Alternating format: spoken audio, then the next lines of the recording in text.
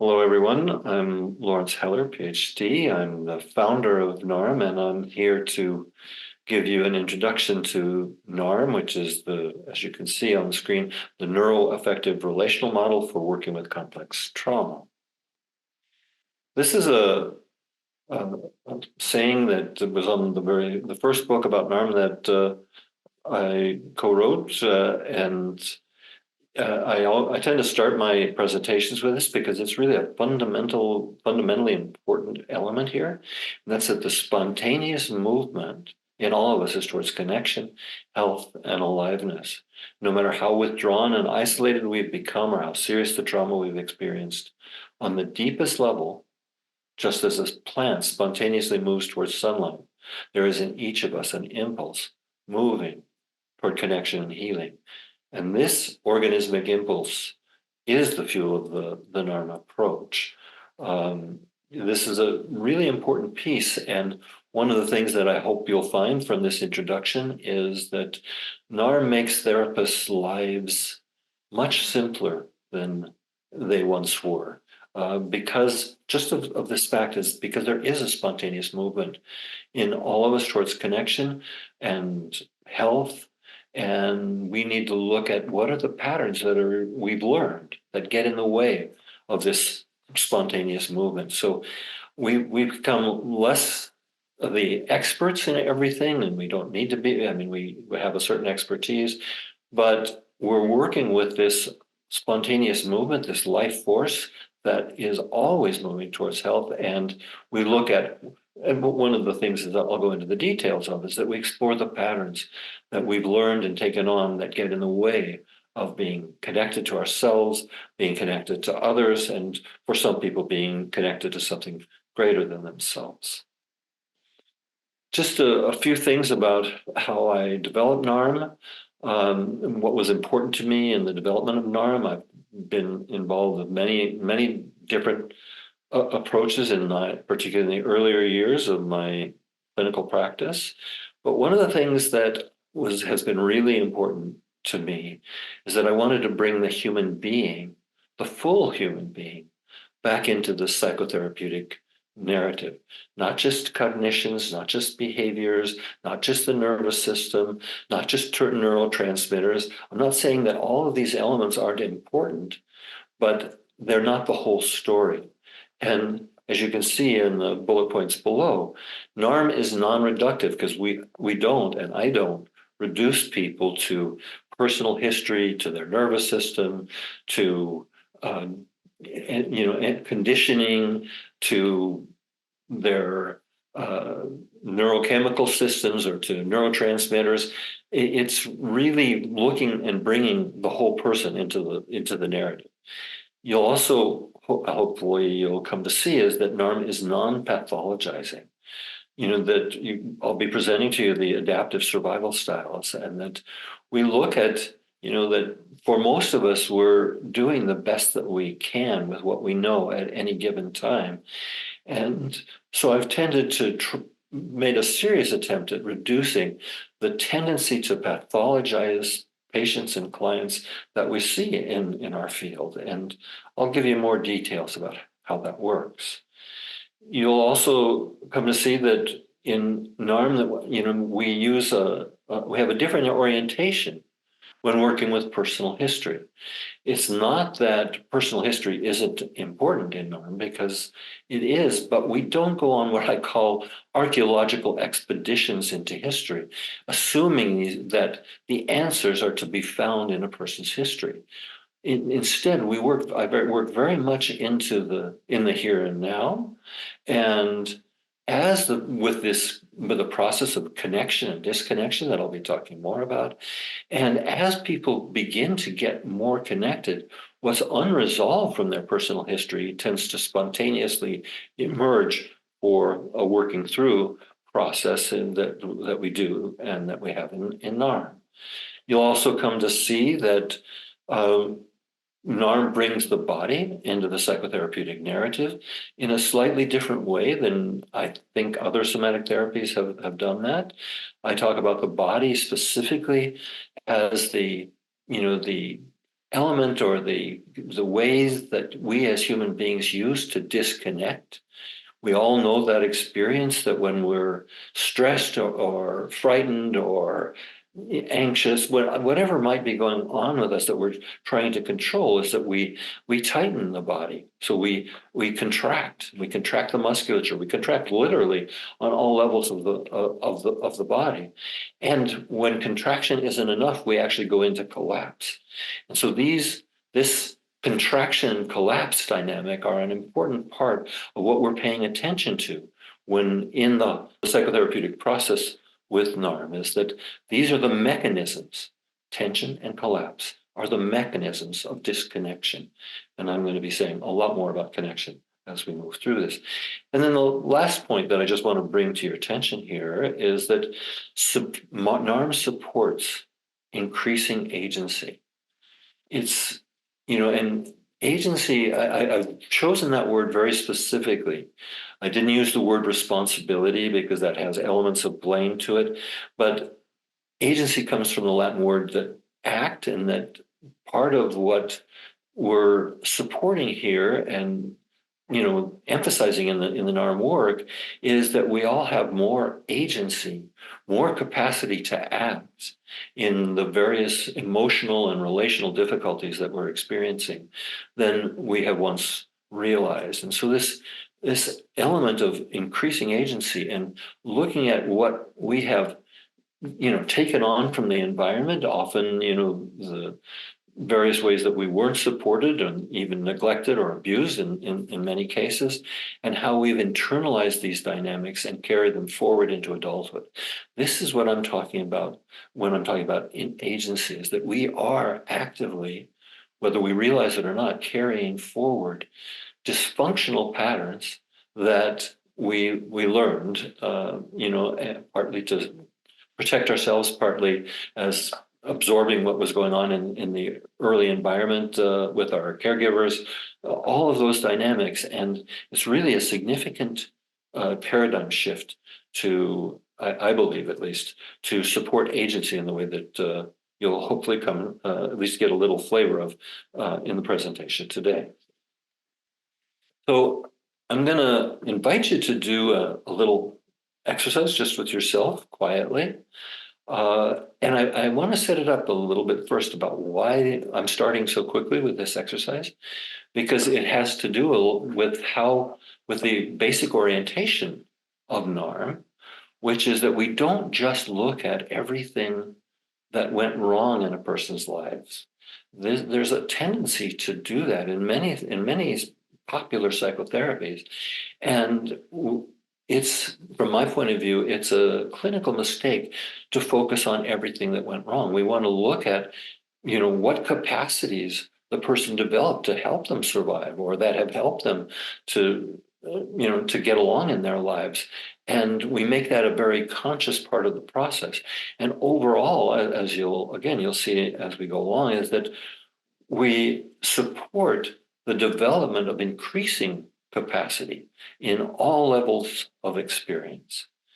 So going to this exercise now, I'm just going to invite you to reflect on an experience where you felt really safe, connected, seen, cared for, nurtured, to some kind of experience like that in your life. Hopefully everybody will be able to find something. Usually people can find something. If you struggle with it, don't worry about that. But I'm going to give you just a minute of quiet to reflect on that. And as you do reflect on that, hopefully, when you find that, then notice what's going on in your body, your emotions, your overall sense of self, any other memories or thoughts that may come up for you.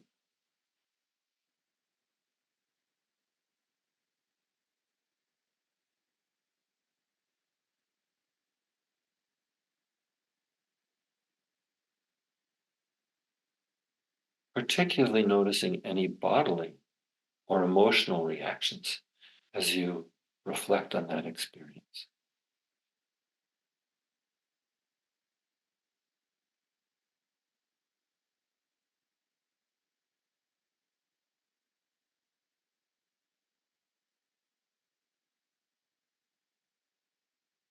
Okay.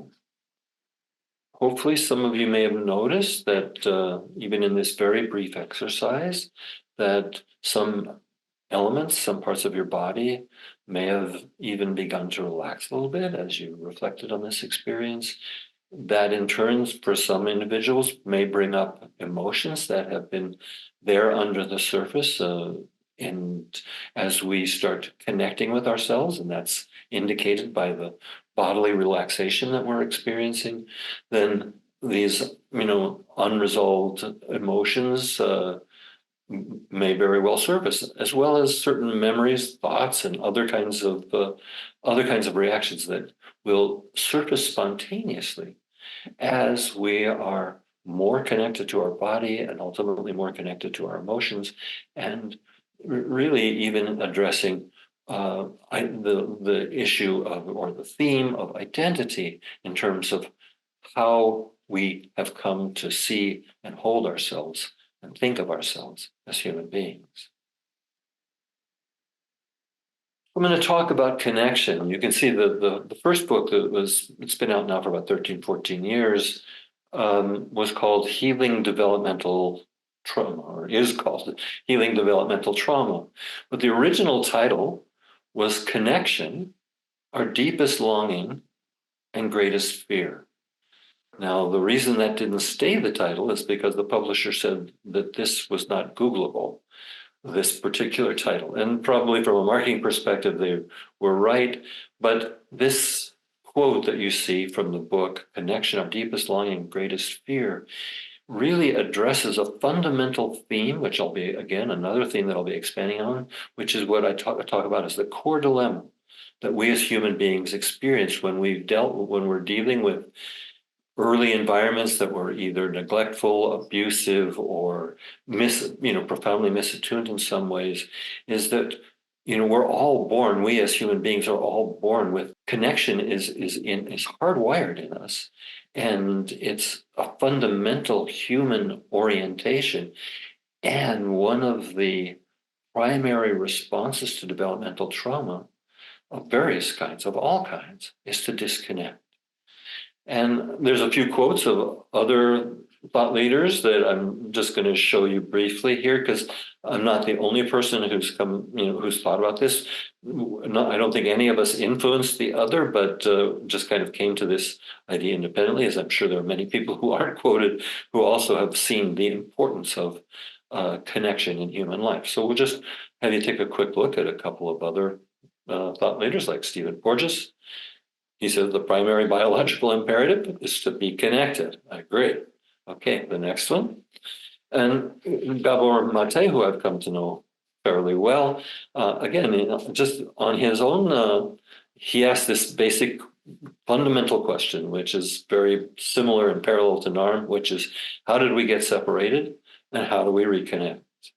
Just to kind of give you a little historical context here, is that NARM is one of the first therapeutic models that provides a framework and clinical guidelines specifically designed for the treatment of complex post-traumatic stress disorder. And that's just C-PTSD, as you'll see in a moment, is just another way of talking about developmental trauma. And that's what my orientation in NARM is about. And, it's important as we go here, which I'm going to explain to you, the difference between complex post-traumatic stress disorder and shock trauma, or what is traditionally called diagnostically PTSD. And you'll see that, as the first slide said, that this NARM was specifically designed to work with complex PTSD, and it is a comprehensive model for working with the psychobiological patterns that shape complex trauma, including attachment, relational, developmental, even cultural and intergenerational trauma. All of these elements are addressed in the NARM approach because they all represent what I tend to talk about as environmental failure. And often, and they're not exclusive, because we can have, culture, we can have a failure in the cultural environment that we're in, as well as in the family that we're in. So there are often, multiple elements involved in any kind of C-PTSD that an individual is suffering from. Here we're making the connection between what I've traditionally called environmental failure and the understanding that's been developing in the last 25 years about adverse childhood experiences. So, and this, the NARM model was developed and developing before the ACE's work became so popular, and so because it is so important, but it's very supportive of the NARM orientation to working with environmental failure. It's always been so obvious to me that that is what is so significant in human life, and then how we have internalized that environmental failure as children, which is what we tend to do as children, and then we carry that environmental failure forward. So as you can see, the bottom line there is that anything that impacts healthy child development and the security of the self is what we're including is both environmental failure and adverse childhood experiences. So I want to say just a little bit about the difference between working with shock and developmental trauma, because even though many of the symptoms are similar, it's really important to understand that clinically, we want to know the distinction between working with these two, because some of the interventions, many of the interventions that work extremely well for shock trauma actually are often contraindicated in terms of working with developmental trauma. But let me define my terms here a little bit here about shock trauma. Generally, when I'm talking about shock trauma, and I think in general this is true in the field, that shock trauma tends to relate to a single incident trauma, generally of a non-relational nature. In other words, let's say there was sexual abuse, a sexual attack. It falls in the shock trauma category if it was done by a stranger. If it was done by a family member, then it starts to fall into the category of complex trauma because it brings in all of the relational dynamics that go on in families that come into play. It's important to understand the distinction between the two, because then that changes how we address it. And as you can read a little bit below there, complex trauma results from a chronicity of ongoing neglect.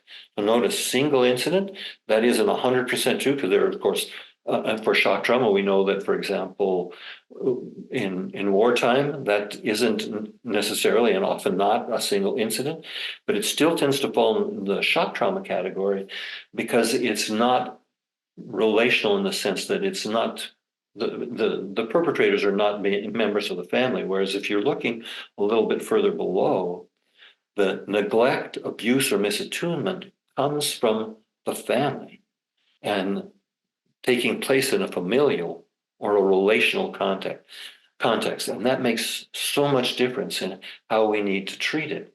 Because if we're attacked by a stranger, as horrific as that is, that's different than when we're repeatedly attacked by a family member, a person who we also have an attachment relationship with, a love relationship with, which is the normal relationship between parents and children.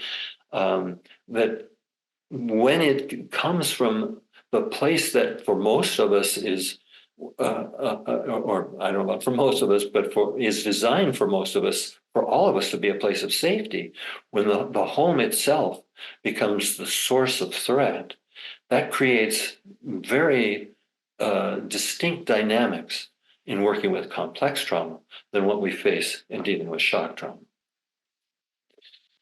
So as I mentioned, in the last 25 years, there's been so much important research on the ACEs study, the Adverse Childhood Experiences study, and you'll be getting a copy of these slides so you can take a closer look at that pyramid. I'm not going to go through every step on that. But one of the things that is really clear and is supported now by so much data is that adverse childhood experiences have a tremendous impact on future violence, victimization, and perpetration, and they have lifelong health and both mental and physical health implications for us all. As you can see, Oprah, as do I, believes that ACEs are a game changer. This understanding of adverse childhood experience that has now become much more widespread in our field is so significant and such an important development. And you can see that finally, after 40 years, the World Health Organization, not yet in the United States, unfortunately, or in the DSM, but the World Health Organization made C-PTSD, or complex post-traumatic stress disorder, an official diagnosis.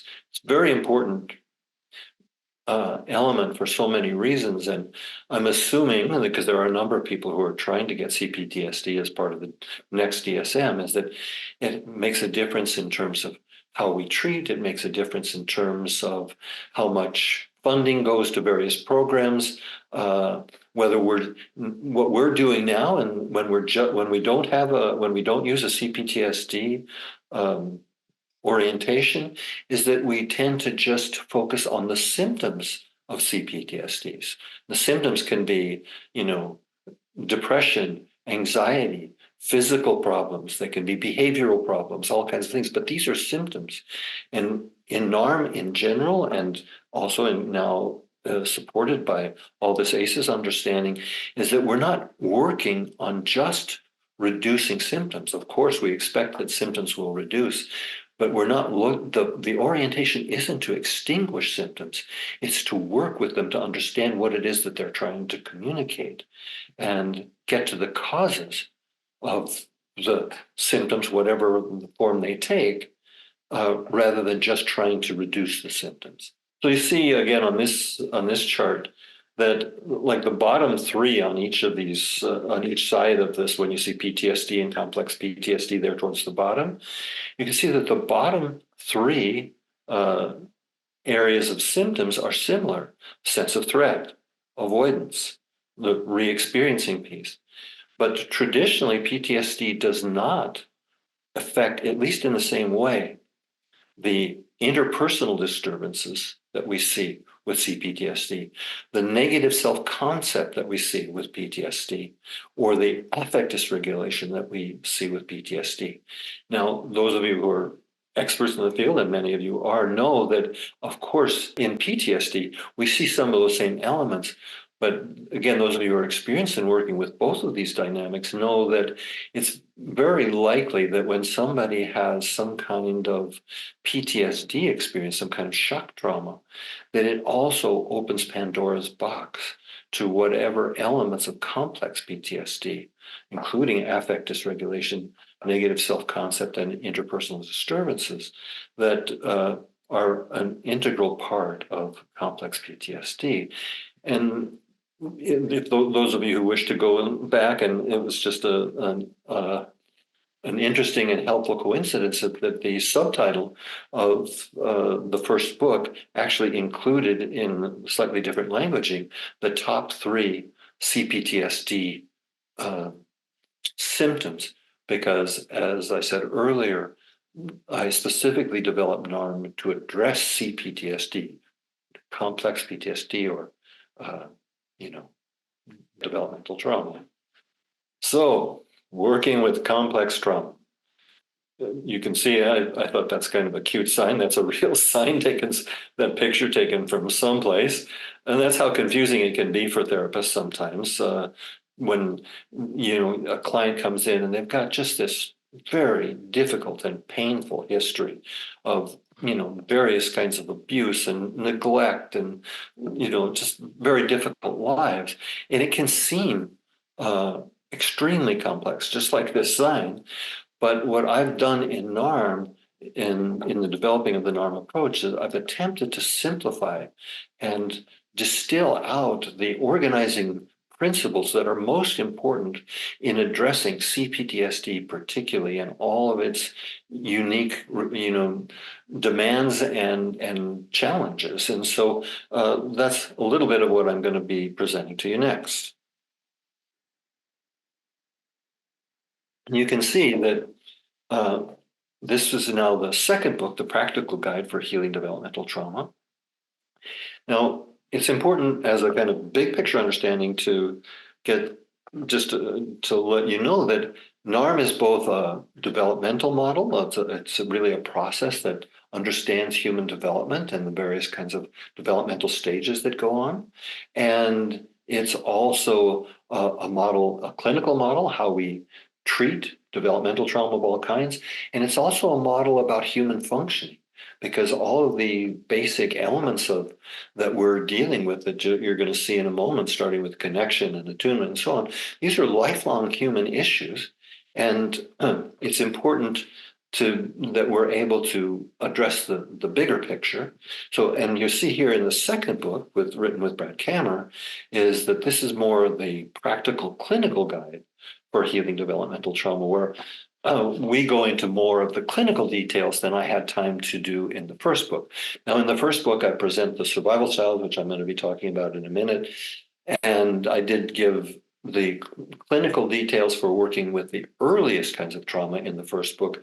But in this second book, Brad and I have elaborated significantly on presenting the clinical model that is used to address C-PTSD of all kinds.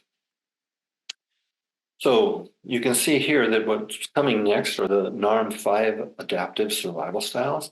And I want to just pause for a moment to bring your attention to the languaging there, because I thought about it for a long time before I came up with this particular title, that, originally in both psychoanalysis and then Reich's work and Lowen's work, these survival styles were called character structure.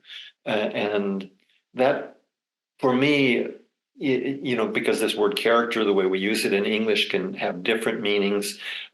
So I decided I wasn't going to use that languaging, but I wanted to come up with a title that captured the essence of these survival styles, and coming up with the word survival style itself was important, because all of these adaptive survival styles are just that. They're ways that we as human beings have adapted to adverse childhood experiences or environmental failure of all kinds, and the survival mechanisms and styles that we've developed in order to get through whatever life-challenging situations we were presented, emotionally challenging situations that we were presented with as children.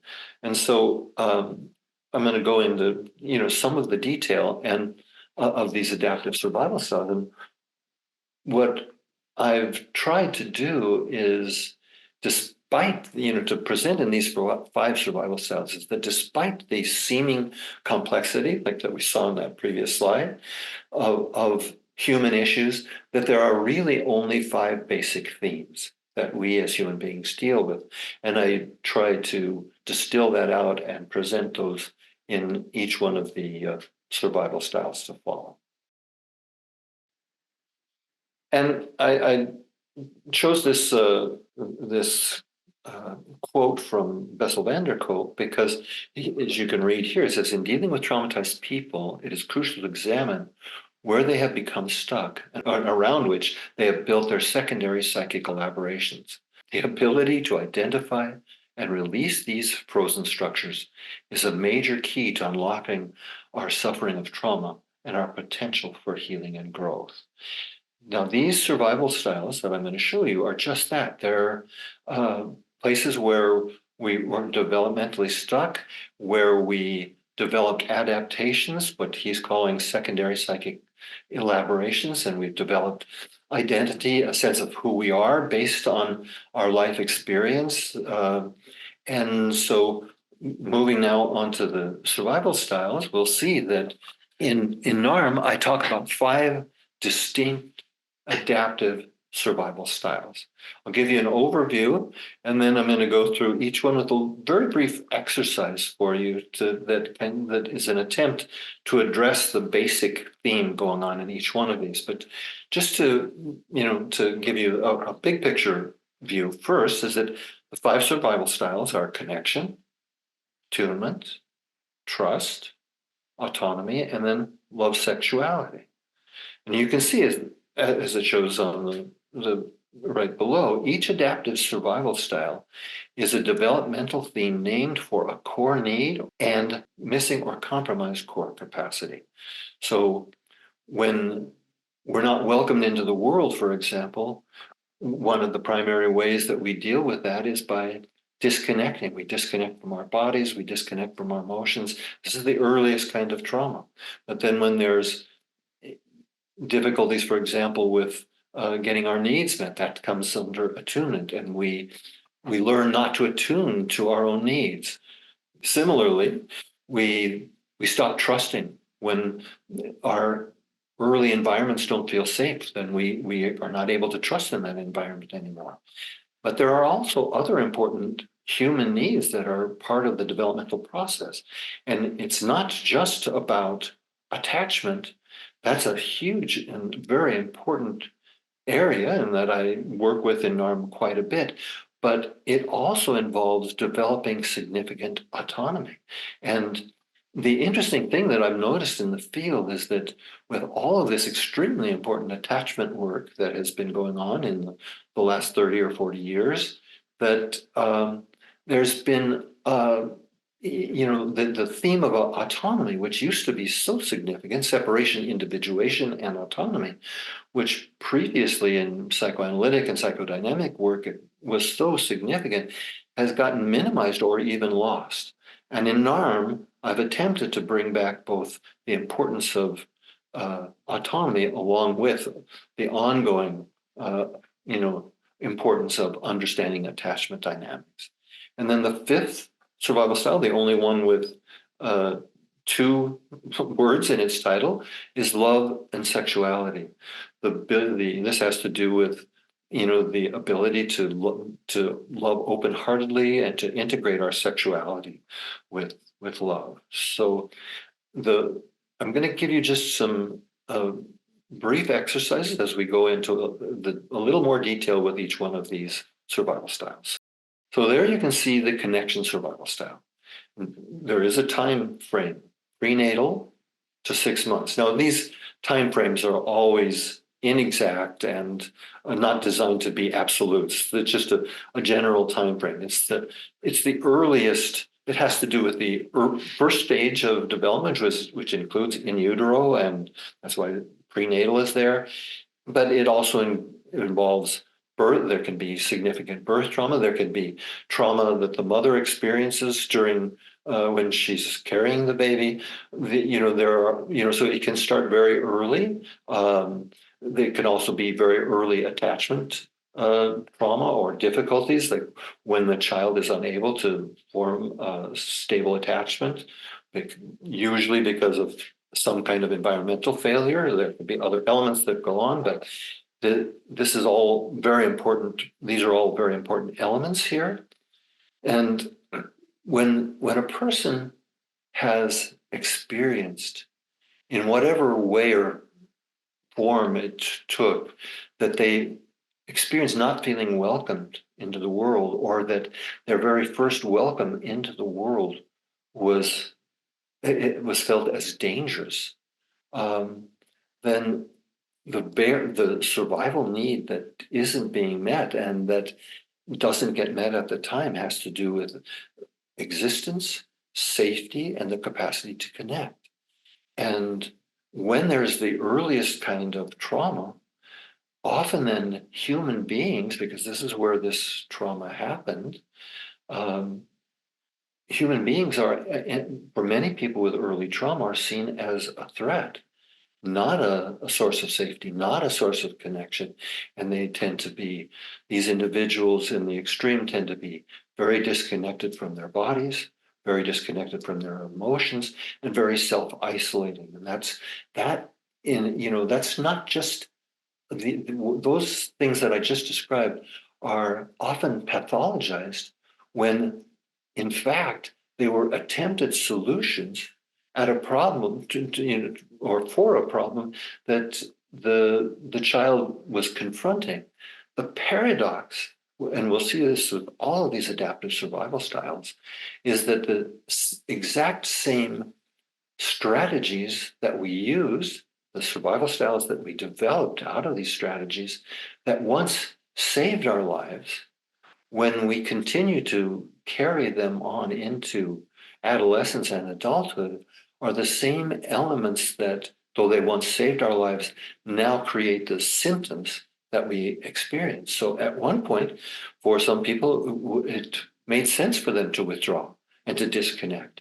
But when they continue disconnecting from their body, from their emotions, their entire life, then this very helpful survival mechanism that they developed now becomes the source of the problems. But it's important that we don't pathologize this tendency towards disconnection. The most common word that we use in psychology and psychotherapy for disconnection is dissociation. And there is a whole spectrum of dissociation that goes on for individuals with this earliest connection survival style. Because again, it would, one of the things when I'm teaching more in depth, I talk about dissociation is that capacity which helps human beings bear the unbearable. So what I'm hoping you'll take from this is to see that even a significant problem, because we don't want to leave people, in a dissociated states, but it's important to understand that at the very beginning, it was an adaptive survival mechanism. It's like it helped us bear the unbearable. And so then you can see that we get in these adaptations that we make to trauma, we lose touch with our body and emotions. And we, as I said before, we see self and others as a source of, or feeling our bodies, I should say, rather than self, are feeling our bodies and our emotions and being connected to others are seen as a source of pain and threat. And there is a core fear that if I feel emotionally, if I feel my body, I will fall apart or die. And the core dilemma is, can I be connected to myself and to others? And it's important, you see, in this distillation of very complex themes, because there can be many ways that a person had early trauma, but they still all, boil down to connection. Can I, when I'm disconnected, we work with, what are the internal obstacles to disconnection that I learned often as a small child, usually as a small child, and we can then move beyond these old strategies into living life more as adults. I make the distinction in there between child consciousness. I don't talk about the inner child because that turns it into a noun, but I do talk about child consciousness, which is trying to get more that this is a process. It's not like, it's not like there's an actual inner child. I know that some people see it as more than just a metaphor, but it's a metaphor for what I talk about as the child consciousness. And I'm reluctant to turn it into like the inner child, because that makes it more of a thing. And what I'm going to emphasize here in the rest of my presentation is how much of a process NARM is. It's process oriented, and it helps, and all of us are in process, and it's a way of supporting a certain kind of movement and flow that always gets dammed up and stuck and frozen when we have had in our lives to adapt to early developmental trauma. So here's just a brief exercise. Again, as I explained earlier, is not going to all of the pain that comes with disconnection. And that's very real. And of course, in the therapeutic process, we have to address the pain. But we also never lose sight of the fact that most of us have also had some experience of connection.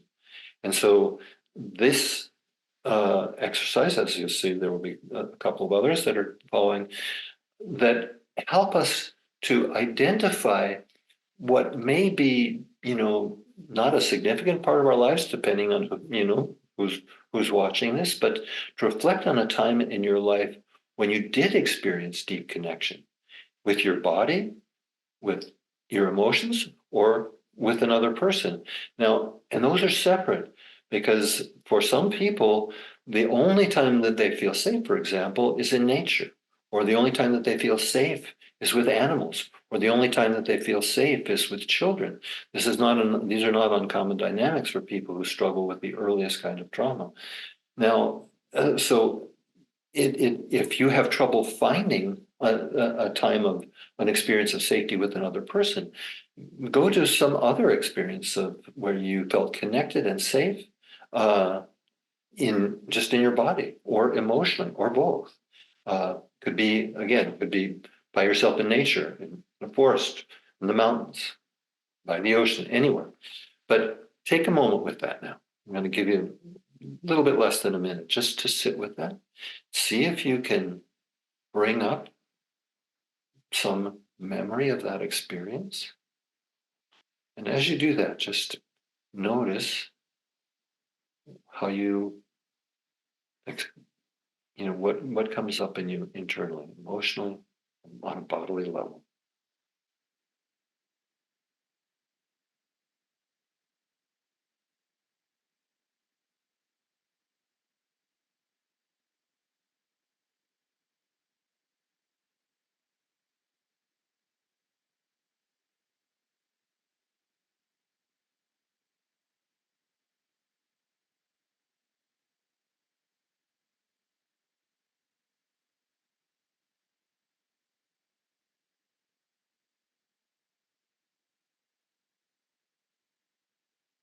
Hopefully you were able to at least touch into some experience of that. And it's also important to understand that when we're working with the earliest kind of trauma, that for individuals who really struggle with the connection survival style, it feels safer not to feel. The unfeeling state feels safer than it is to feel. So sometimes, and it's important for us to be mindful of that when we're working with people, because many therapies are oriented towards getting people to feel and trying to push people into feelings, even in some models. That's not what we do in NARM, because we want to respect and honor the need to disconnect and the fear of feeling before we try and we don't ever try and push for feelings, because they will surface automatically when we explore the obstacles that have been in the way, the fears generally that have been in the way of what might happen if they start to feel. So here's the second survival style, and second in terms of developmentally, second to take place. So you can see it's from birth to 1.5 to 2 years, when it's about basic needs and attachment. In all of us as children, because when we're born, we're helpless. We're 100% dependent on our caregivers to provide the necessary attunement to, when we're sick, when we're cold, when we're hungry, when we're, whatever it is that is going on for us, whether it's a need or, an illness or whatever it is that's we're struggling with, we need caregivers who are able to attune to that need. And ideally, these caregivers then attune to that need and do what they can to address it. So if the child is cold, they wrap the child. If the child's wet, then they change the child's diapers. If the child is hungry, then they feed it. Now, not everybody had that kind of attunement. I don't think any of us would be here if we didn't have some attunement, so it's important to remember that. But many individuals in their lives had parents, or sometimes the lack of parents, or step parents, or foster parents, or some people, may have grown up in institutions where there wasn't the kind of an attunement that they needed. And when we don't get the kind of attunement that we need as infants and children, then we learn how, well, let me put it the other way. We fail to learn how to attune to our own needs. And So you can see there that the core capacity that we're supporting the development of is to attune to our own needs and emotions, and the capacity to reach out for and take in physical and emotional nourishment. That may sound intriguing to you because one of the things that happens when we don't get attuned to is that we shut down. We shut, not as completely, for example, as the dissociative process that we see with the connection survival style, but we literally depress, that word meaning to push down our needs, and we learn not to attune ourselves to our needs because it's frustrating and painful to communicate our needs when the caregivers in our environment don't respond appropriately. And so it feels safer to not need rather than to express them. As a matter of fact, for many individuals who struggle with the attunement survival style, expressing their needs in a vulnerable way, not being angry about it, not being demanding about it, but just truly to express our needs directly to another human being is associated with humiliation, with shame, with feelings of vulnerability.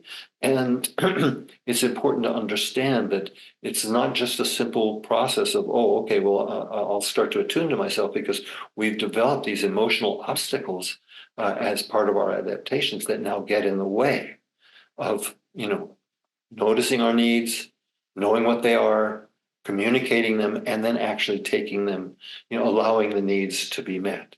So you can see again the survival thread that has to do with feeling our needs, which can be felt as, experienced as dangerous. And the core fear is if I express my needs, I will be rejected and abandoned. And the core dilemmas, which is, can I attune to my own needs or must I attend to everyone else's needs? And because, people watching this tend to be in the helping professions, we can see that one of the part of the survival strategies on a behavioral level that children come up with is to become the parent to the parent, or to caretake the parents or caretake the other children. And they become caretakers in order to have to feel like, that they have a place in the family, or that indirectly that's the only way that they know how to get their own needs met. And so learning to, not just focus on other people's needs. It's not that we lose that capacity as we, work through the various themes of the attunement survival style, but we also develop an increased capacity to attend to our own needs and increasing capacity to tolerate more fullness, more aliveness, more nourishment, more nurturing in our lives. These are all very basic and important dynamics, of course. So again, another just brief exercise, which is a kind of as you're seeing, all of these are what we in NARM would call resource-oriented exercises. Some exercise that helps you find, hopefully, let's say you identify with the attunement survival style, as many people will, to some degree or another, that I'm going to invite you to reflect on a time when you did express your needs and somebody actually responded positively. Because what happens with all of these survival styles is that they become like lenses and that are distorted. And as a result, we tend to see what we're prepared to see and ignore what differs from whatever internal paradigms, to use a kind of cognitive word, but from whatever internal patterns and survival patterns that we've developed, so that we may even have forgotten about the fact that there have been times that we did express our needs and that someone did respond positively. And we default back to our old position is that I can't feel my needs, I can't express them, it's dangerous, it's going to be humiliating, I'm going to feel too vulnerable, all the things that go on in our minds when we start to challenge some of these old patterns. So if you can come up with a time that you expressed your needs and someone responded positively, notice how that impacts your internal experience.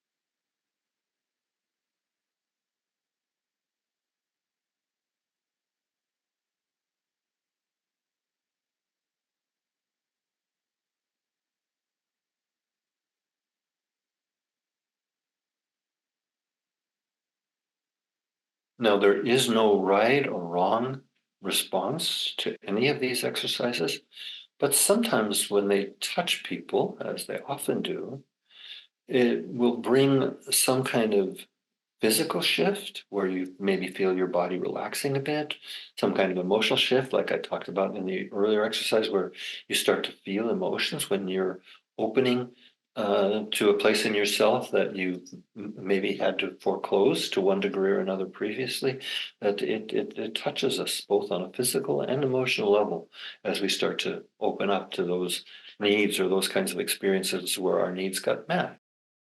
Okay. This is the trust survival style. This is, again, roughly 1.5 to 4 years. Um, there are many, like with all of these survival styles, there's so many different developmental scenarios that are possible. And I'm just going to pick one or two briefly to share with you where that are actually very common. And again, with all of the survival styles, there's a very broad continuum of from more, from more stuck, more challenged to increasingly less and less challenged. But with all of these life themes that I'm going to be talking about, most of us have elements of all 5 of the adaptive survival styles. We just tend to be more focused in one or maybe 2 areas. So if you start to recognize yourself in all of these, that's actually not a bad sign. It's a good sign. It means that you're able to self-reflect in a way that you can see that, yeah, you do relate to some of these issues. But with this trust survival style, one of the examples that I like to use, because I think it's one that so many people can relate to, is that when the child's trust and dependency on one or both of the parents is in some ways used against them, and not obviously or not always in an obvious way. So, for example, sometimes, let's say in a contentious divorce, or even in a contentious marriage, that the child will be triangulated by one or both of the parents. So the child is being asked to take sides in this struggle that's going on between mother and father, or between the caregivers, the people upon whom they're completely dependent. And they are often rewarded for becoming the confidant or the best friend or the person who listens to one parent complain about the other parent, and and this is having their trust and their dependency on the parent be distorted, because that's not a child's job. And so this trust survival style develops when their trust and their dependency on the parent has been used against them. Another example that I'll choose to share with you, because it's not as obvious as like overt abuse, but like some children are from a very early age groomed to fulfill their parents' unresolved dreams. So to be the football star, talking in a traditional, heterosexual families, like the football star for the, for the father, or again, just to use a stereotype, an actress or a ice skater for the mother, if that was what her dreams were. And the child can be really rewarded for these behaviors, and but they're contingent upon, and these behaviors are used in service of the parent, and the child feels that and experiences that, and on some level actually knows that they're being used in this way, but they're being praised for this, they're being groomed for it, so it gets to be complex for them. And long term, it starts to imply for the child that they can't trust. And then what we see as a survival strategy is developing the need to be in control. And the idea, as you can see in the core fear here, is that if I'm not in control, I will be betrayed.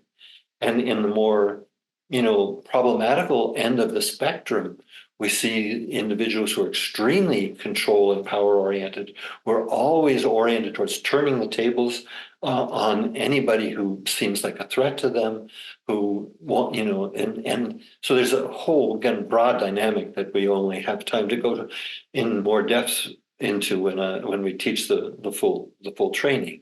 But you can see the core dilemma here is, can I trust and depend on other people and in a healthy way? Because for some people who are strongly in this trust survival style, healthy dependency or even healthy interdependency is an oxymoron. In other words, it's a contradiction in terms for these individuals because they don't see any dependency as being healthy. They feel like they have to do everything themselves and that everything is up to them, and that they're, if they allow someone else to support them, that's weak, and it puts them in a position of vulnerability. So there's a whole behavioral component to this as to all of the other survival styles.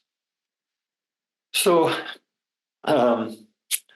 this is one that I'm going to invite you to do on your own, just for the purpose of time. It's something that you can, if you choose to, you can write, in particular, if you feel like you relate to this trust survival style, you might want to write this down just to reflect on a time you depended on someone and they came through for you. So the autonomy survival style, again, 1.5 to 4 years, this is the time when the child is trying to become an independent person. When it starts as a toddler, because every step that the child takes is a step towards increasing autonomy. Every skill that the child learns is a step towards increasing autonomy, increasing independence. And if you grow up in a family where, let's say, one or both of the caregivers are already in their own lives, they struggle with abandonment, on some level, they'll perceive that every movement towards increasing autonomy on the part of the child is a movement away from them. And some parents, some caregivers will actually undermine and or attack the child's developing independence. It's like, okay, you go your own way, but I won't be here when you get back. And of course, there's a threat of abandonment there. And I use that expression because some of you have probably heard that from your own caregivers. And so in a variety of different ways, when you have families that are over controlling or that are overly intrusive or that are strongly enmeshed, or all of the kinds of things that don't support autonomy, age appropriate autonomy to the child, that creates a problem for the child. And it's like, makes perfect sense that if your child is 4 years old, that you're holding the child's hand when they cross the street. But if your child's 14 and you're still holding their hand across the street, then you haven't supported that child's autonomy. And I use that slightly facetious example just to help you understand that, it means being attuned to what's age appropriate in the child, because of course the children do need guidance, they do need boundaries, and at the same time they need age appropriate support, or support for age appropriate independence. And the strategy that they often develop then is going underground with what's most real and what's most alive to them. So for them, it's experienced as it's dangerous to say no to other people, or it feels dangerous to set limits with other people, or it feels dangerous even just to speak their mind and be in conflict with another person. So there's a tendency then to take all of that honest expression and just to go underground with it, not in a dissociative process the way people with the connection survival style do. They often know that they're putting, these aspects of themselves underground. So they know that they're burying their honest expression, but they experience that it's not safe to do that. And so in these invasive and over-controlling families, there's this orientation, which is, I tend to sum up like this, is that the child is probably not in these exact words, but in some way saying, communicating and feeling, well, you may have my body, but you're never going to get my soul. So you can see then that any open expression of opposition is silenced for the child because it's experienced as danger, but the oppositional element goes underground and can lead to all kinds of behavioral issues if the parents don't get help or if they don't know how to address this theme their own. And so we can see that the capacity that doesn't get developed for these individuals is to be able to self-reference, to know often. We get so good at burying our feelings that we don't even, in some cases, in some places on that spectrum of autonomy, is that we don't even know what it is that we're wanting what is we're feeling, what it is that we're needing, what it is that we're wanting to say. We don't feel safe in speaking our minds without guilt or without fear. And we don't know how to set appropriate boundaries, and we're afraid of setting them. So these elements don't develop adequately. And you can see that the survival threat is that increasing autonomy in an obvious way feels threatening to them, feels like they're going to lose love if they're not the sweet, compliant, nice boy, nice girl that they've always tried to present to the members of their family. Then out of this whole dynamic, you can see this core fear comes up because they're gotten so good at going underground that then they have this feeling that if people really knew them, they wouldn't like them because they're showing a certain kind of persona that's designed to be mild and sweet and nice, but they, on some level, they know that underneath that there are a lot of other emotions that are brewing. And so then we can see here the core dilemma is, can I express my authenticity and still be accepted and loved? And I pretty much described, how that is. And it's important in the NARM process that we look at these dynamics, both in terms of how they present as adults, and as we'll usually start there, like when a person's talking about being in a relationship where they feel like they're being used as a doormat, or they're having troubles, standing up for themselves or speaking their truth, or saying no to whoever the other person is in the relationship. And that as we explore that in the here and now, these dynamics, often spontaneously, and this is how it works in the NARM process, the unresolved issues from childhood will emerge because they'll start to make connections on their own. We don't have to use a lot of interpretation, because I discourage interpretation in the NARM approach. We don't have to we're not there making all the connections for people. We're not telling them how they feel. We don't ever use the word resistance in NARM, for example. When people are quote unquote resistant, most of the time what it really means is that they're afraid. And so we tend to look at what is it that's driving the fears. Okay. So here, I'm going to have you take a moment to reflect on this exercise, to invite you to reflect on a time you stood up for yourself, even when it was difficult, when you said no, or when you set a limit with somebody. Even if you see yourself as not the kind of person who does that very often, see if you can find a time when maybe you did, and somehow you still survived.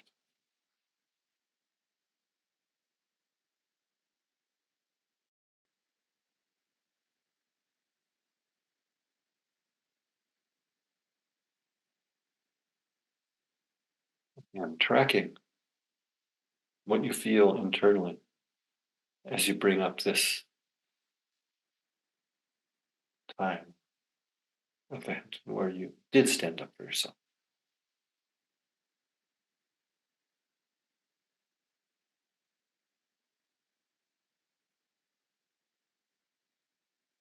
And my hope is, again, that you felt, again, there's no wrong or right response here, but hopefully you could, in some of these exercises, you start to feel how it impacts the body, because that helps you have an experiential sense of the role of the body in NARM. And that experiential element in NARM is where we focus with our clients.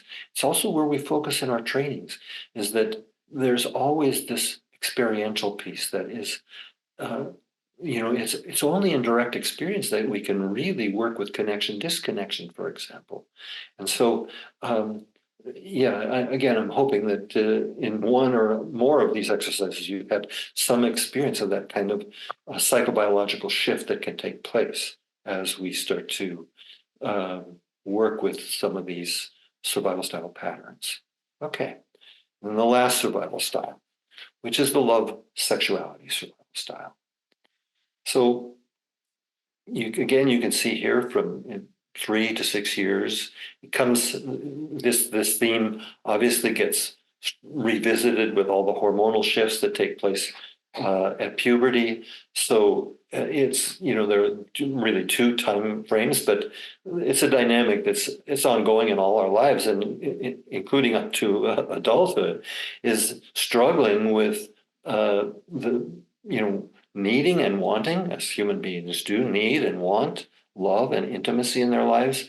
But when, for whatever reasons, our love or our sexuality was rejected or shamed or misattuned to or used in some way for the parents' purposes, that opening our hearts and being truly embodied in our sexuality become to feel dangerous or come to feel threatening in some way. And particularly a very common human struggle is the capacity to integrate being both open in our hearts with a vital sexuality, which is one of the areas that people with this love sexuality survival style struggle.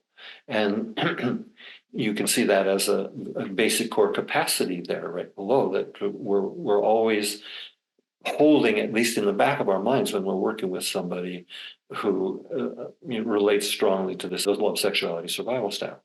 I do want to say here, as I've come to the end of these 5 survival styles, is that we don't use these survival styles diagnostically. In other words, we don't try and say, okay, figure out like, well, what is this person? Are they autonomy? Or they love sexuality? It's like the themes, the patterns will emerge as we're working with the client and with the various challenges and problems that they're presenting. And I'm going to be talking about that as we go in a minute into the clinical model about how we actually begin to address that. But I just wanted to be clear that these are not diagnostic categories, but when there's a broad understanding of all the dynamics, and of course I could only just touch superficially on each one of these, but when there's a broader understanding of these dynamics, it helps inform us as clinicians. It helps us to have more attuned working hypotheses out of which we do, a certain kind of inquiry. We ask questions. Because we don't interpret in NARM, as I said a few minutes ago, we don't tell people what's really going on for them. That, from a NARM perspective, is an abuse of therapeutic authority.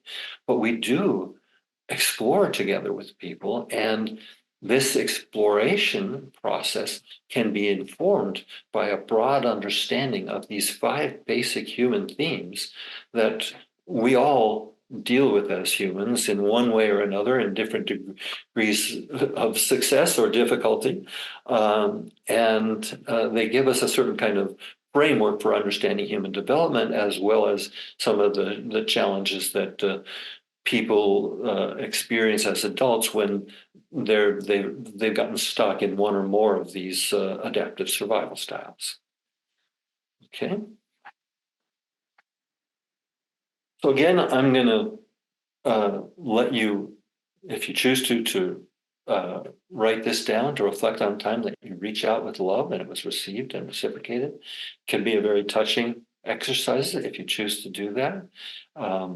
Again, I'm hoping that everybody who's viewing this can find that kind of what we would call in NARM an internal resource for that. And again, when you're able to do that, just to notice how that impacts you. So as I mentioned, I've been presenting the developmental model, and now I want to say more about the therapeutic model. I've been saying a few things as we've been going along, but I want to give you a more complete overview, the best that I can in this limited time that we have, to give you an overview of the therapeutic model. So you notice that this very first quote is from a 11th or 12th century Persian philosopher and poet, and Rumi, who said, "Your task is not to seek for love, but merely to seek and find all the barriers within yourself that you have built against it." And I didn't know this quote when I first started teaching NARM, but in one of the trainings that I was giving, one of the students brought this quote to me and said, "Well, what you're talking about sounds a little bit like this Sufi poet and philosopher from however 1,000 years ago." And it is really very consistent with what I hold in the NARM approach. That's what I was talking about, that organismic movement in us is towards connection, health, and so on, and that we're always fighting against that. We've built barriers, protective barriers, as part of the adaptive survival styles that I just presented to you. We've built protective barriers so that we don't feel too much, so that we don't feel too alive, so that we don't take the risk of opening our hearts to other people, that we don't take the risk of communicating our needs, or that we don't take the risk of standing up for ourselves when we actually need to. So these are internal barriers that we develop, again, to protect ourselves and out of a need for safety as children, but are now getting in the way of a full aliveness, a full expression, a full adulthood, and all of the capacities and possibilities that go with all of that. And so you'll see how I built this understanding, which is reflected in the Rumi quote, into a part of the clinical process. So a very basic question that I actually don't ask this question of clients because it would be too cognitive. What are the patterns preventing me from being true to myself? But this is what I'm holding as a NARM therapist, is that I'm going to be exploring with that client in a way that I'm going to show you how we set this whole process up in a minute, but in a way that is oriented towards exploring these patterns that are now currently in my life, preventing me from being true to myself, connected with myself, and connected with others in my life. So it's a real, from my point of view anyway, a very important paradigm shift. Okay. You can see here that in NARM, I've integrated top-down theory, having to do with exploration of who we take ourselves to be, identity. I know identity has come to mean different things in recent years, but I'm using it in the traditional way of, this who we have overall taken ourselves to be as human beings. So that's more a top-down approach and having to do with ideas and beliefs and identifications and so on, and integrating that with a bottom-up orientation that includes the important role of the body and emotions. And I talked about the difference between shock trauma and developmental trauma earlier. It's an important distinction that is important for us to keep in mind, is that in working with shock trauma, at least the way that I've worked with shock trauma and what that I believe is the most effective, is to work with biological completion. But you'll see that in NARM, and I'll talk a little bit about it, but that in NARM, we talk more about emotional completion. And there's a whole sub set of information around the emotional completion process that I'll share a little bit with you in the time that we have today. But we're also as I touched on earlier, paying attention to what's going on in the body, because the body, as I said, is the mechanism of disconnection by using tension, contraction, and then ultimately collapse as ways of disconnecting from what we're feeling, what we're experiencing in the present moment. We only do that again because it's too painful to experience that. Okay. So you can see now some general organizing principles, and I'm going to go through some important elements, and you can see we're going to start here with the, what NARM is. Some of these things I've already talked about. So, but I talked about resource oriented. In other words, we're not just focusing on everything that's gone wrong in a person's life. We don't avoid that or ignore it by any means, but we also, as I stated earlier, but I think it's useful to state it again, is like, but we all have developed some kind of capacities, and we want, and those capacities represent internal resources for us. And it's very important in the NARM approach that we help people recognize the capacities that they already have and then to build on them. So then again, you can see that NARM is non-reductionistic. Of course, there's no denying that neurotransmitters have a role here, or that personal history is an important element, or that our nervous systems come into play. But we don't in NARM reduce people to any one process like that. All of those elements are part of the larger human experience, and that's what we focus on. Here you can see this term psychobiologically based.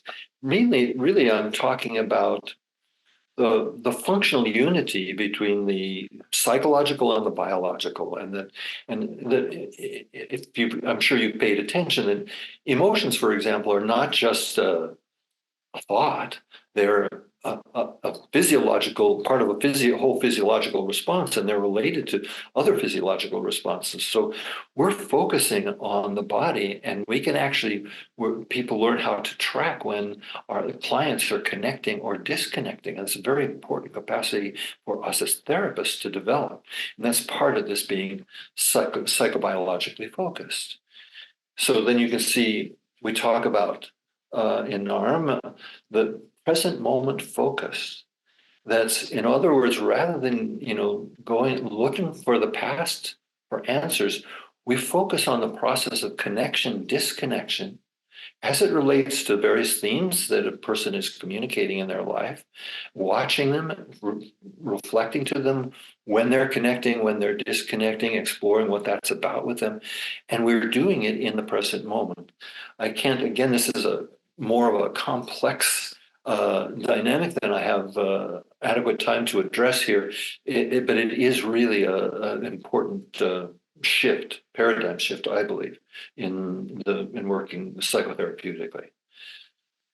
It's very related to being grounded in the here and now, which is also the adult consciousness. And you can see, I'll get to the other. What it's not is that it's not regressive.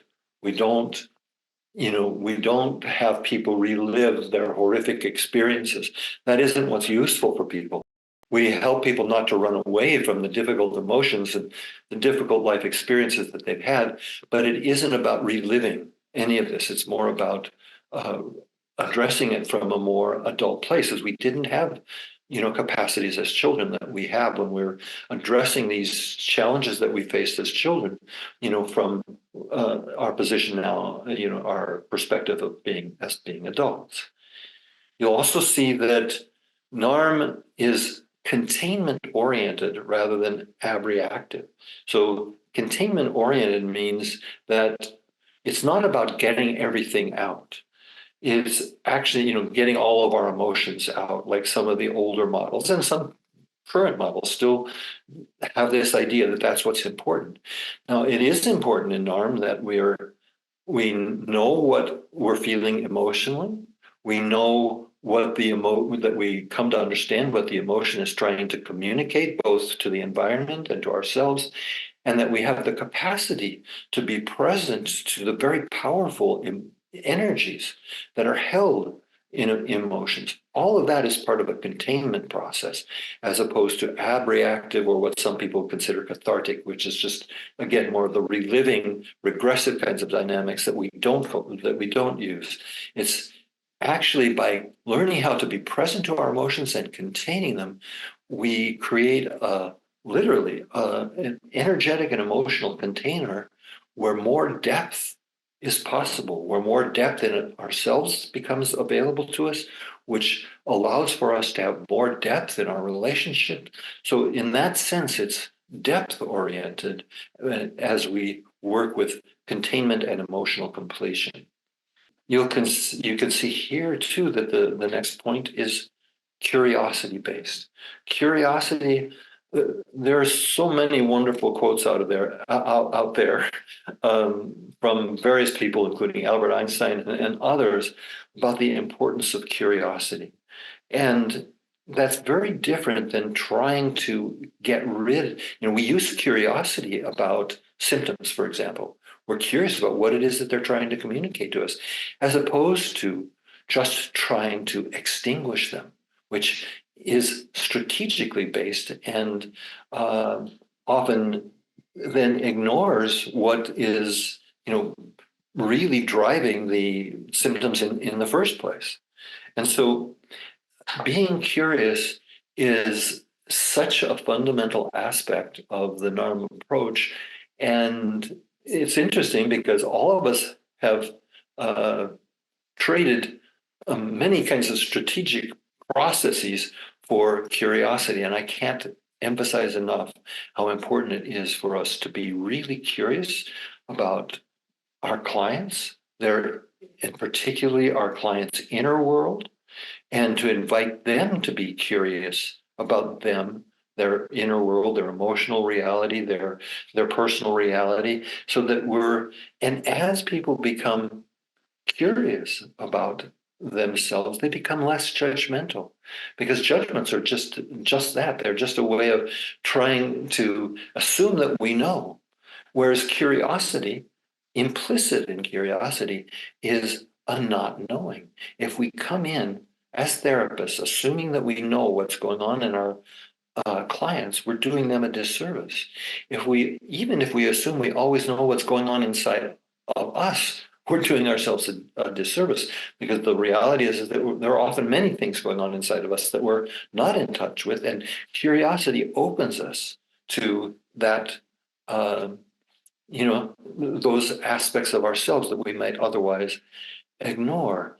And very importantly about curiosity is a movement out to the environment as well as inward to the self, and they happen simultaneously. So as opposed to the more traumatized reaction, which is to flee from the self, often to flee from the environment, and do it sometimes physically and sometimes just internally.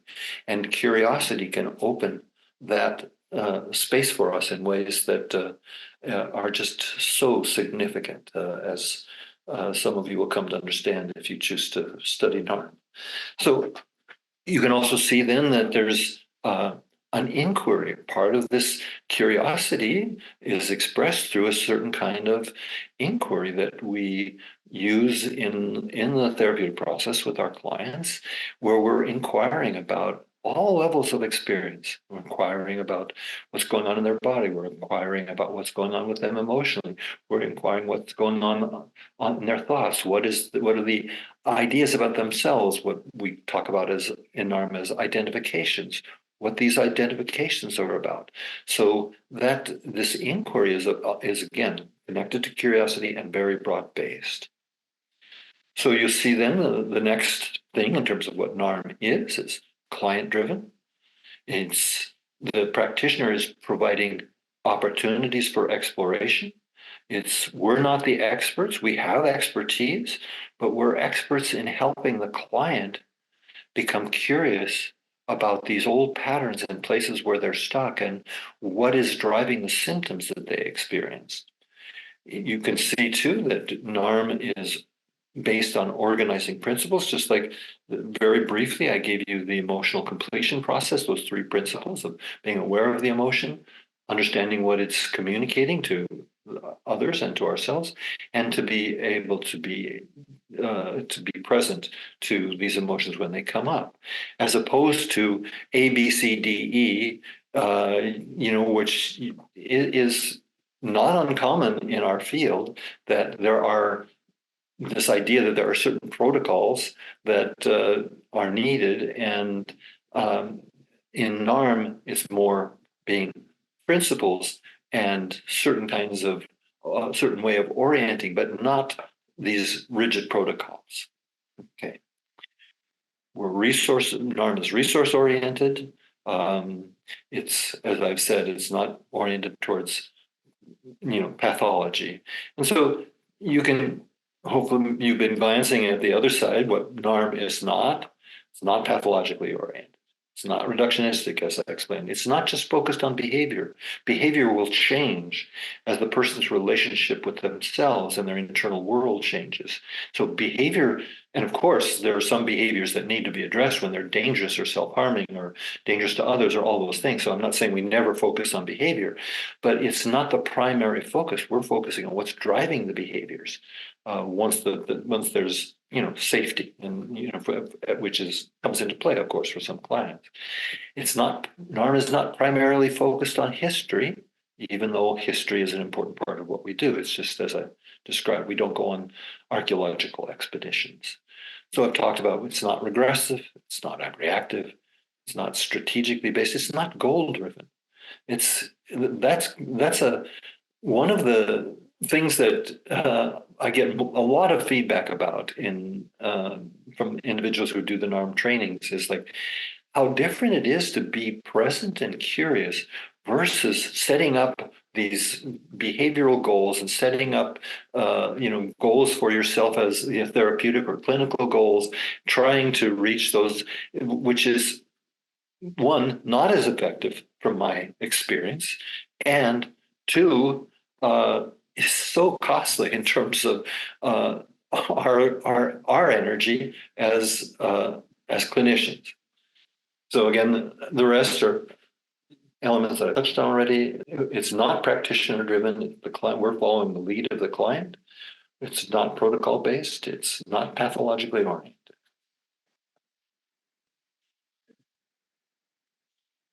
So the big picture that we're holding is helping people and supporting them to develop an increased capacity on all levels of experience.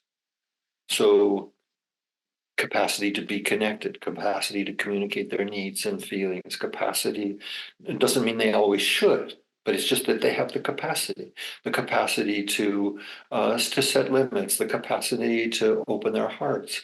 It's like many people, you might think of how many times that we have felt love towards our partner or one of our children, if we're parents, and not communicated that. So all of these have to do with capacities in so many different areas, and that clearly, most people have more capacities than they are aware of, and many capacities that can be further developed. And that's what NARM is really about, is helping people support those capacities. So we do use 4 pillars. This is not a protocol, but it is a useful format, and it's not a linear process, although the first step in clarifying the therapeutic contract is that we do need to start with something very basic here, which is, what is it that the client is wanting for themselves? Now, it seems like such an obvious question, and in most fields it would be, or in most areas of human, connection, when somebody's coming to another person for a service, they would tell them what it is that they're looking for. But I can't tell you how many therapists I worked with over the years and trained who never asked that question. Traditionally, what I've seen so often, not all the time, but so often, is that a client will come in with all kinds of symptoms. The therapist will take a history, And then they will start working out a protocol or trying to work out a protocol in their mind to address the various problems, symptoms, issues that the client is presenting without ever asking the client what it is that they most want. This is really important to ask this question because one, it may surprise you. Two, we'll see that with some clients, it's actually hard for them to actually say what it is that they want. That's diagnostic in its own right, but it sets up some kind of, at the very beginning, and depending on the capacity of the client, it sets up a certain kind of an intention and orientation for the therapeutic process. If the client is able to communicate what they want, there are a couple of things that we don't do. We don't make them about behaviors. We make it about capacities. So let's say, for example, that the client is saying, I've struggled with relationships. I just like to have a healthy relationship. And we might suggest tentatively, because we're still all, trying as much as we can to follow the client's lead, but we might suggest in the form of a question, would it make sense to you that we might explore together then what's getting in the way of you having more capacity for a relationship or more capacity for intimate relationship? You see, so then we're taking what it is that they want. We're not making it into a behavior. We're addressing it as a lack of capacity that they've developed. And then we're exploring, and this all gets clarified in Pillar 1. We set up the exploration together to explore what's getting in the way. How is it that this capacity got blocked? How is it that it didn't fully develop to what is possible for a person? This gives such a coherent and solid foundation to the rest of the dynamics that come afterwards that it is fundamental. Now, we don't do this, we don't use these pillars mechanically, but we have to start with a clear understanding, even if that understanding gets changed over the course of the therapeutic process. Sometimes it'll change in the course of the session as more information comes.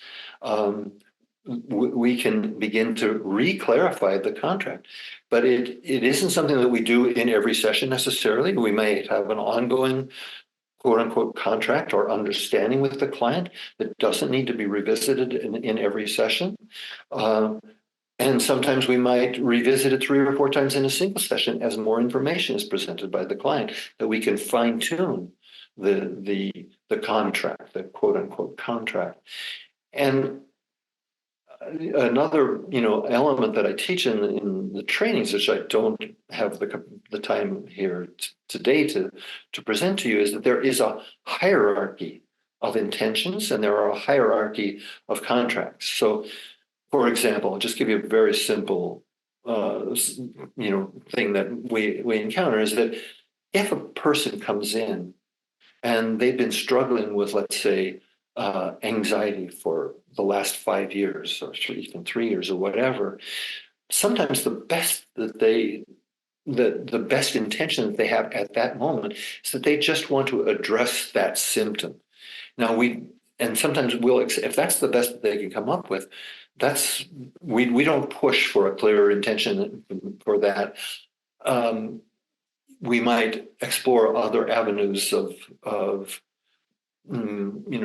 expressing that in a way that is higher up on that hierarchy of intentions.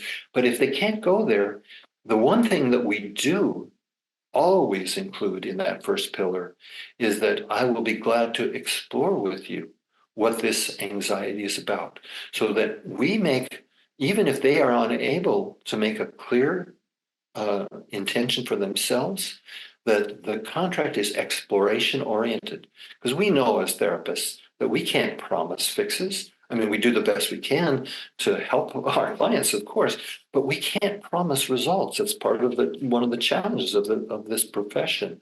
But what we can promise people is that we will explore together what is going on. What is it that's, this anxiety is about? And so, for example, if, let's say, the anxiety began just a year ago, one of the first things that I would begin when there is that kind of clear time frame, one of the things on a practical level that I would do is I would start asking him, was there something going on in your life a year ago or just prior to when you started feeling the symptoms? So I start to get, I start to explore with them the bigger picture.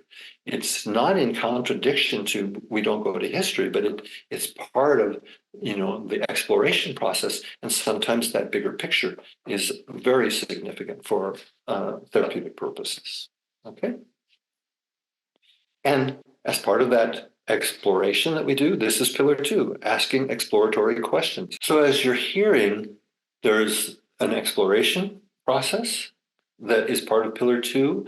And the other element of that is often a mirroring kind of process where we reflect what we're actually able to see. So for example, if we see tears, we wouldn't say, I see you're feeling sad.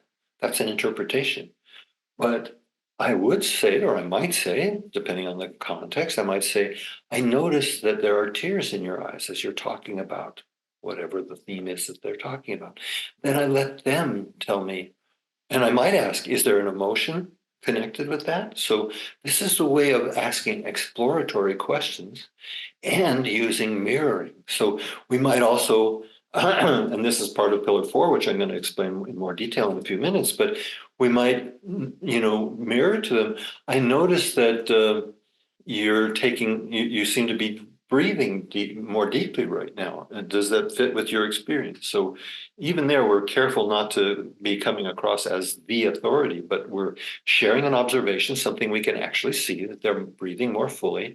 But then we ask them, does that fit with their experience? And is there, whatever else might be connected with that? So this is, again, in very brief form, there are so many different elements here that I just unfortunately don't have the full time to get to, but to give you some kind of a feeling for what pillar 2 is about. So pillar 3 has to do with reinforcing agency.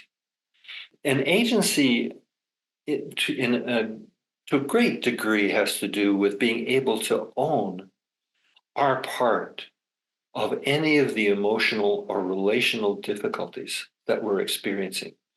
Because and we all have this tendency to do this, is to blame it on others or to blame it on circumstances. And that doesn't mean that others and circumstances don't come into play. But if we just see everything as happening to us and not experience our own, agency, our own ownership of, whatever, personal challenges that we're dealing with, then it just becomes about blaming. And it's actually regressive for people to be supported in just blaming. Now, so that doesn't mean, of course, sometimes as we're working with people, a lot of anger will come out that needs to be processed and worked with. That's not, and there may be blame in there, but the emotion itself is important. The blaming is actually more the mental component of it. And that actually, if it's carried too far, if we don't look at, like in terms of a current difficulty, what our part is, and we're just blaming our partners or our bosses or our coworkers, we're not experiencing the full agency that is really ours as human beings.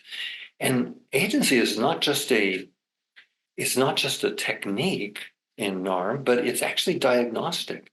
Because if we're talking traditional terms, let's say about personality disorders, we can see that individuals who struggle with who are accurately diagnosed in that category as having some kind of personality disorders, one is that it's always about somebody else. So that we see, like with narcissistic personality disorder, it's always somebody else's fault. We can see it with borderline personality disorder, for example, that it's always about the therapist, or that they make it about the therapist pretty quickly. Or sometimes if they're in a relationship that's tumultuous and they're struggling in there, but it's about their partner. So agency, you see, is diagnostic. And for some people, there's very limited agency, and we have ways of working with that. And then other people are more able to own and look at their part in any of the kinds of difficulties that are going on, and either internally or interpersonally. And that's an indication of, again, more capacity. But we're supporting the development of that capacity overall. And it involves a different kind of language too. So, for example, part of reinforcing agency, just one of many possible examples, is like we turn nouns into verbs. But here's an example of that, which is that, let's say somebody comes in and their complaint is that they're suffering from burnout. At some point, we have to be tactful, obviously, but at some point, we're going to frame the question in a certain way that brings in the possibility of agency.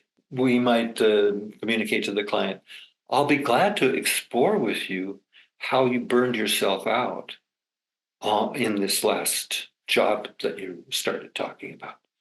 So notice some clients could feel blamed by that, and if so, then that's a little rupture and repair. They weren't ready to hear that maybe they have a part in it. But other clients who maybe already have more agency are willing to look at, well, I didn't speak up, or I drove myself. I was trying to live up to everybody's expectations, and I didn't listen to my body, and all of those expressions that I just gave you a couple examples of are expressions of agency. It's not about seeing it as just something that happens from the outside, but something that they're doing.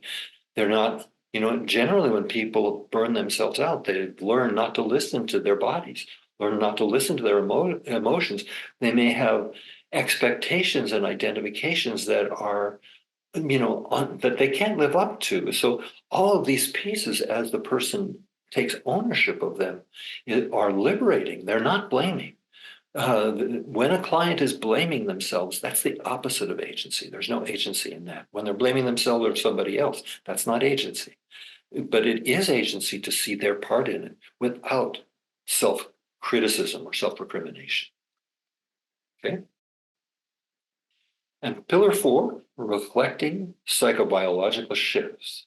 I touched on this briefly a few minutes ago, and I said I would talk about a little bit more, and I'm going to give you some more of the detail of that now. And so that we reflect to them, for example, if they're getting more tight, if their breathing is getting shallower, if they start clenching their jaw, if they start looking away, all of these are all parts of psychobiological shifts. And what we're able to observe, not what we interpret, but what we're able to observe, we reflect that back to them. But we also reflect psychobiological shifts when there's increasing connection. That's equally as important to reflect to the client.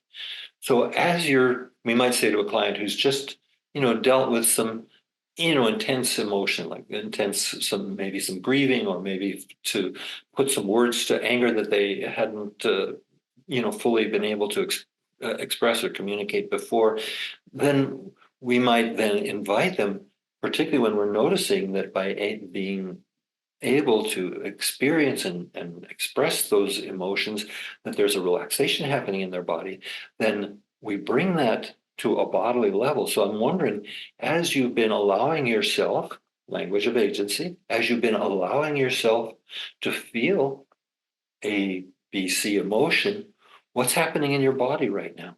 And there's something very important about anchoring that shift that we're observing, and that the client may or may not be paying attention to, but they're experiencing, to bring that to their awareness.